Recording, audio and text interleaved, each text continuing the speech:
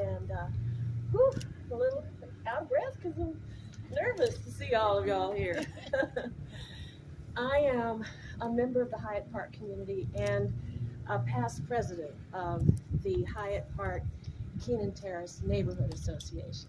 And I know it feels like winter today, but today is actually the first day of spring. So, yay, a great day to be in the park. um, well, I'd like to start off by welcoming some of our distinguished guests. Mrs. Victoria Dozier, the wife of John Dozier, the new president of Columbia College. And Mr. Henry Simons, assistant city manager of the city of Columbia. Thank you. Thank you for being here. So, to start us off, our councilwoman, Ms. Tina Herbert, is going to make a few remarks.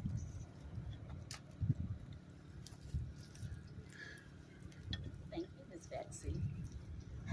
First of all, I do want to thank, we just had this little discussion, Betsy Newman and who all helped you to finish the project. That is one thing that is important to us. We get, a lot of times, you know how we get pulled in different directions, but I want to commend you all for starting and getting all the way to the finish line. Hyatt Park was renovated or began its renovations in 2022, and the number of people who are coming to the park has increased and increased. This kiosk is a way to share the history of our community with the people who come to Hyatt Park. What I have learned over the years is that our history traditionally explains our present. We need to know what happened before, and it kind of explains to us what is happening now. Many city and state leaders have emerged from this community, the Eau Claire community, including I. D. Quincy Newman, the first African American to serve in the South Carolina State Legislature since Reconstruction. Luther Batiste, who, along with E.W. Cromartie, became one of the first two African Americans elected to Columbia City Council, and also Benjamin Mack, who served as the state field secretary for the Southern Christian Leadership Conference in South Carolina, and many others. The Eau Claire community is arguably one of the most diverse communities in the city and deserves to be celebrated. And I am appreciative of what we're going to do today. I don't want to give all the names, but the folks that we're going to highlight today with this kiosk. Thank you. Thank you so much, Tina. And now we're going to hear a few remarks from our current president of the Hyatt Park Keenan Terrace Neighborhood Association, Ty Ziegler.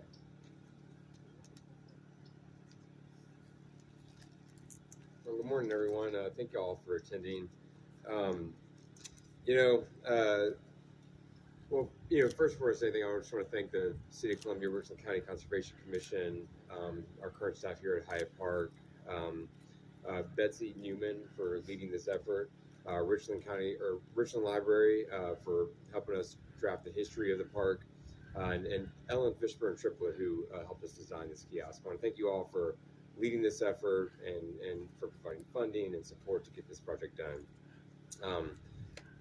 This kiosk is a testament to a community that has people that care. And so you see that in people like Betsy and Ellen and our other community members who help do these kinds of things. This kiosk will be a physical reminder that our community believes in the power of history. When we were at Lincoln Park the other day for a dedication of a history marker the City of Columbia helped put up with State Archives, Dr. Bobby Donaldson was there and was talking to us about the importance of our responsibility for remembering the past and understanding the past. And as Tina just said, that helps us contextualize our present now. Our community here in Eau Claire, also as Tina was saying, is diverse. It's really tracked the progress of America from, segregation to integration and white flight.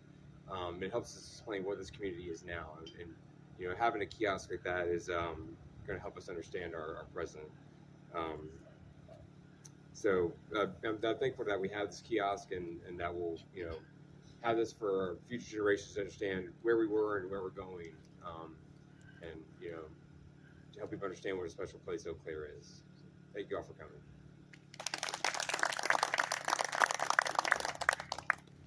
Thank you, Ty. And now I'd like to introduce Margaret Dunlap. She's the manager of the Walker Center for Family and Local History at the Richland Library. It's located in the main branch.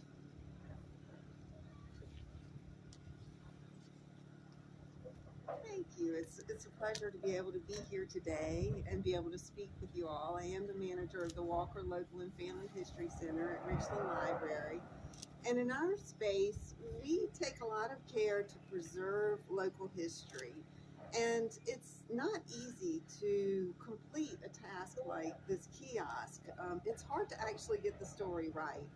Our resources are sometimes biased, so we have to examine everything really closely in order to retell our history. We try and collect as much as we can visually as well. We have a great photograph collection at the library, and a lot of times the photographs can tell us even more about our past than the written text that we have. But it's really important to assemble everything, to analyze it, to have a critical eye when you're looking back, and to be able to tell a full and true history of our local communities.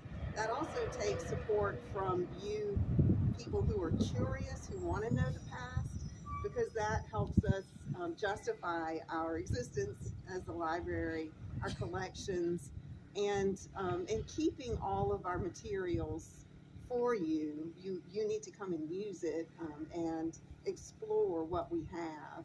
But I also love that we have a kiosk like this in the public, because not everybody will come to the library and necessarily learn from a history book, but they can learn just as much, if not more, out here in the public space where they are. And I love that history can be encountered in nature like this. It's beautiful. You can also get multiple generations together examining this kiosk at the same time, starting conversations.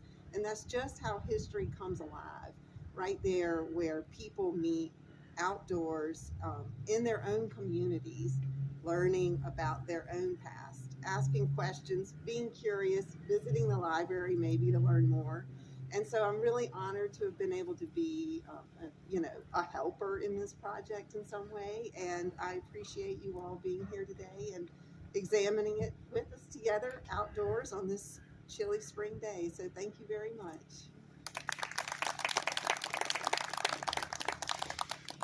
Thanks, Margaret. You and the local history center were a huge help in putting this together, both in advising me on the veracity of the history and also pointing me toward the wonderful photographs. And if you haven't been to the Walker Center in the main library, please go visit it. It's a very special place. So, as Margaret pointed out, local history matters. And in fact, I got the idea for this kiosk in a place where I was a local for 20 years, New York City. I was there a few years ago, and I was walking in Central Park, and I saw a kiosk like this that commemorates Seneca Village. And Seneca Village was an African-American community that was eradicated when they established Central Park. And the kiosk brings us to that spot. And so I was struck by the power of reading and looking at pictures of the history of a place where I was, the power of place. And so I thought it would be a great idea to document our community's history here in the park, where anybody walking by could engage with it. When Columbia was founded, where we're all sitting right now was just woods and farms. Developers connected the area to the city with trolleys, then segregated those cars, and as Ty mentioned, established a park not far from here, Lincoln Park, for the use of African Americans. Hyatt Park featured a casino, a bowling alley, a theater, and even a zoo. And the developer, Frederick Hyatt, called his new development Eau Claire for all the beautiful streams that ran through the community. During World War I, this was a campground for soldiers that predated and kind of led to the formation of Fort Jackson. During the 1960s, many black citizens who were displaced from downtown by urban renewal established new neighborhoods here in Eau Claire and beyond. There's a lot more. I'm not going to go through the whole history, but I hope you'll take a few minutes to read about it today and then any other time that you're wandering through the park. So, our community has not been displaced. It is thriving and growing. And I hope that a better understanding of its history will add to its vitality. The neighborhood that began as a segregated suburb of Columbia is now, as Councilwoman Herbert mentioned, arguably the most diverse in the city. I brought the idea of celebrating our history with a kiosk to our neighborhood association and the City of Columbia Department of Parks and Recreation, and everyone supported the idea of my writing a proposal to the Richland County Conservation Commission.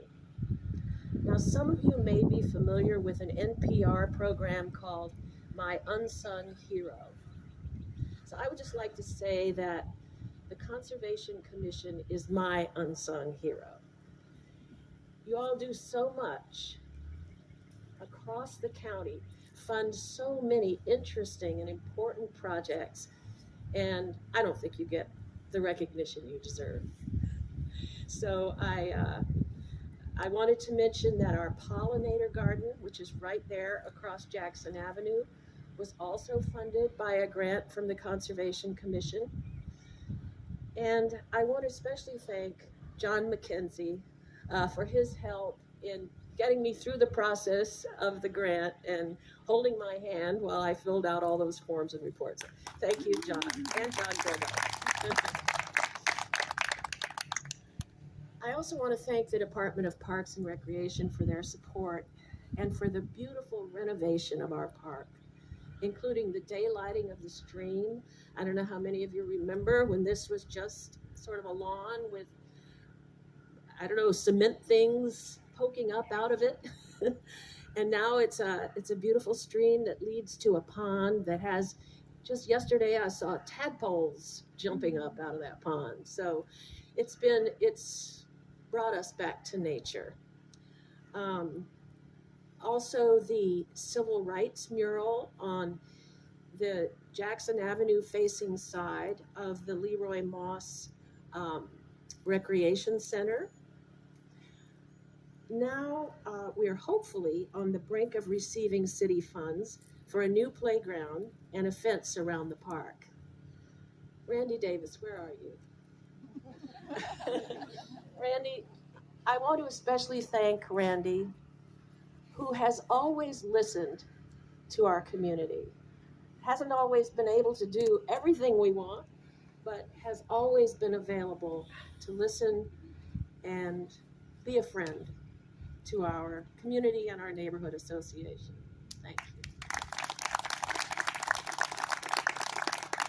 I also want to thank Sabrina Odom, my friend, and the director of the North Columbia Business Association, and the Friday chat group who guided me through the process of telling this story. So, and Miss Janie Nelson, Miss Gail Baker, prominent members of the Friday chat. Let's hear it for the Friday chat, a great group.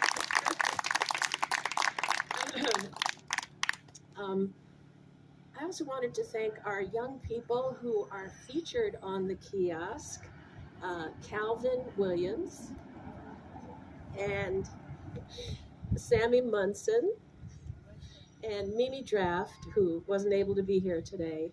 But thanks to you for sharing your thoughts about the future. And that's how we wrapped up the kiosk, is with these young people and their thoughts about the future. Finally, my great thanks to Ellen Fishberg, my collaborator and the designer of the kiosk.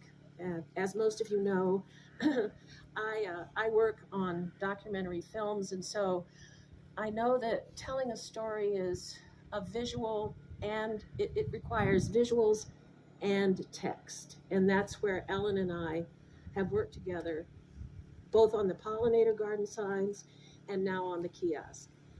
And I like to refer to Ellen as ours, because she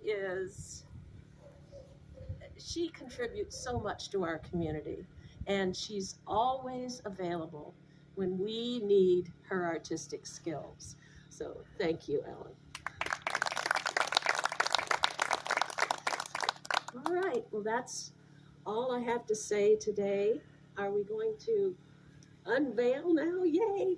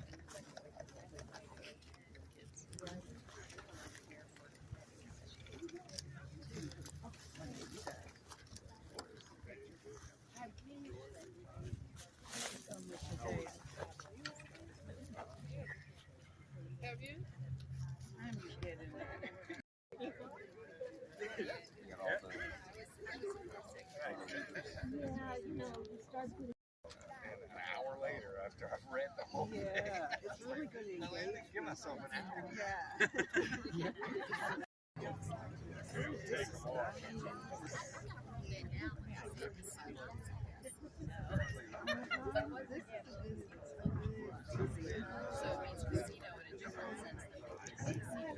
And the people.